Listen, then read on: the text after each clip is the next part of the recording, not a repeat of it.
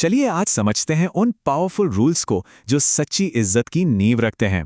ये सिर्फ अच्छा दिखने के बारे में नहीं है, बल्कि अपनी अंदरूनी और बाहरी दोनों दुनिया में अपनी एक जगह बनाने के बारे में है। तो शुरू करते हैं। तो बात है इज्जत की। पैसा, प्यार, दौलत और फिर आती है इज्जत। ये वो चार चीजें हैं जिनके पीछे इंसान पूरी जिंदगी भागता है। ये सिर्फ एक चाहत नहीं बल्कि एक गहरी जरूरत है। तो सवाल यह है कि इसे कमाया कैसे जाए। सबसे पहली और सबसे जरूरी बात, सच्ची इज्जत बाहर से नहीं मिलती, वो अंदर से शुरू होती है। इसकी बुनियाद इस बात पर टिकी है कि कोई इंसान सोचता कैसे है और मुश्किल हालात में रिएक्ट कैसे करता है। सोचिए, जब कोई बेइज्जती करता है तो क्या होता है? पहला रिएक्शन होता है या तो खुद को डिफेंड करें या पलटकर जवाब दें, है ना? लेकिन यहां एक ज्यादा पावरफुल तरीका बताया गया है। चुप रहो और सीधा आंखों में देखो। तुरंत जवाब देने से पावर कम होती है, जबकि खामोशी उसे कई गुना बढ़ा देती है। और यहीं पर यह कहावत कि गहरी नदी शांत बहती है एकदम फिट बैठती है। मतलब जिन लोगों में सच में गहराई होती है, ज्ञान होता है, वो अक्सर शांत रहते हैं। वो हर छोटी मोटी बात पर अपनी एनर्जी वेस्ट नहीं करते, और यही शांति उनकी असली ताकत बन जाती है। तो अंदर से मजबूत बनने के ये 3 पिलर्स हैं। पहला, अपनी गलती मान लो, बहाने मत बनाओ, इससे भरोसा बनता है। दूसरा, कभी कभी खुद पर हंस भी लेना चाहिए, स्पेशली करीबी दोस्तों के साथ। ये दिखाता है कि कोई अपने सेल्फ वर्थ को लेकर कितना सिक्योर है। और हाँ, तीसरा, अपनी हर कमजोरी हर किसी को बताने की जरूरत नहीं है, ताकि कोई उसका गलत फायदा ना उठा सके।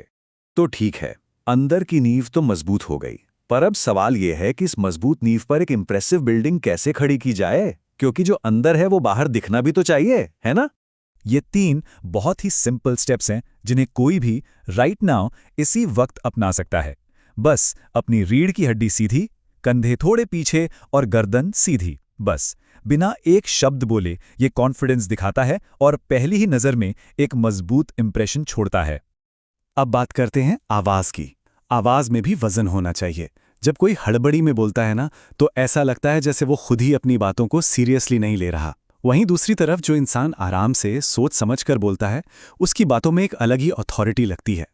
और ये बात कपड़ों पर भी लागू होती है। देखिए, ये महंगे कपड़ों के बारे में बिल्कुल नहीं है। ये है सेल्फ रिस्पेक्ट में इन्वेस्ट करने के बारे में।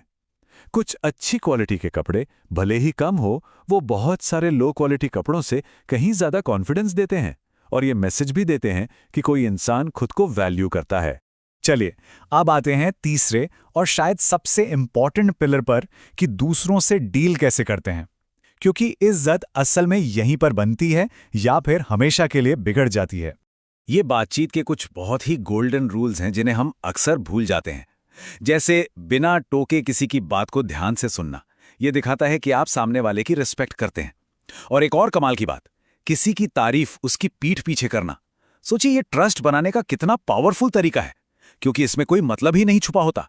ये एनालॉजी तो कमाल की है। सोचिए, सूरज रोज निकलता है, हम उसे फॉर ग्रांटेड लेते हैं। लेकिन जब कई दिन बारिश के बाद सूरज निकलता है, तो उसकी कीमत, उसकी इज्जत कितनी बढ़ जाती है। बिल्कुल वैसे ही हर समय हर किसी के लिए अवेलेबल रहने से अपनी वैल्यू और इज्जत दोनों पर असर पड़ता है। मतलब अपनी जिंदगी को एक खुली किताब मत बनाइए। हर छोटी बड़ी बात सबको बताने की जरूरत नहीं है। थोड़ा सा मिस्ट्री बनाए रखने से ना, लोगों का इंटरेस्ट बना रहता है और आप फालतू की एडवाइस और दखलंदाजी से भी बच जाते हैं।